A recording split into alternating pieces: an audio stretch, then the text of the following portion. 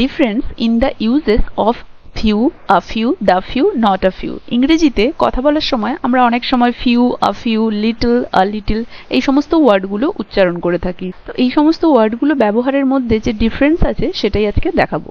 দেখো, ফিউ বলতে few has a negative force. Pure একটা নেগেটিভ ফোর্স আছে, মিনিং অলমোস্ট নান, যার মানে না, একদম না এর সমান। অপোজিট টু মেনি, তার মানে অপোজিট টু মেনি হবে। ফিউ বলতে একদম না এর বরাবর। এক্সাম্পল কি বলছে? I have few friends. তাহলে যখন আমরা বলবো আই হ্যাভ ফিউ ফ্রেন্ডস, তার মানে না এর বরাবর, মানে আমার প্রায় কোনো বন্ধু নেই বললেই চলে। কিন্তু যদি বলি আ ফিউ, ফিউর আগে একটা এ লাগিয়ে দেই, আ ফিউ, তার মানে হচ্ছে সাম।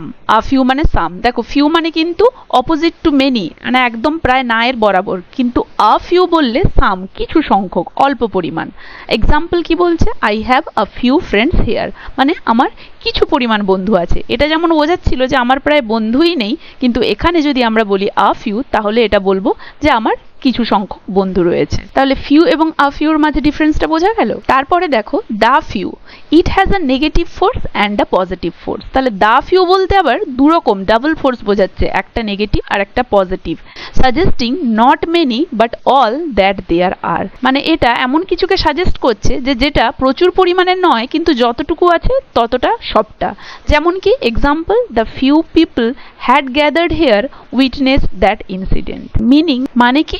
Not many people had gathered here, but some had gathered and they all witnessed that incident. তাহলে এখানে বলেছে the few people had gathered here, কিছুজন মানুষ এখানে জড়ো হয়েছিল, witness that incident, এবং তারা সেই ঘটনাটা দেখেছে।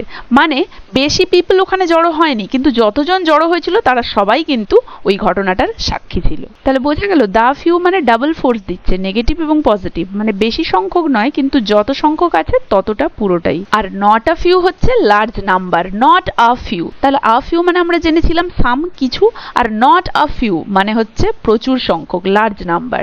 Example, he gave me not a few rupees. এখানে নট আ ফিউ ইউজ করা হয়েছে, দেখো, মানে হচ্ছে মেনি, মানে সে আমাকে অনেক টাকা দিয়েছিল। সেটাকে যদি আমরা বলি he gave me not a few rupees, মানে কিন্তু সে কম টাকা দিয়েছে এটা নয়, সে আমাকে অনেক টাকা দিয়েছিল, এটাই দাঁড়ায়। তাহলে few, a few, the few, not a few, এই ওয়ার্ডগুলোর ইউজের মধ্যে ডিফারেন্স খুঁজে পাওয়া গেল।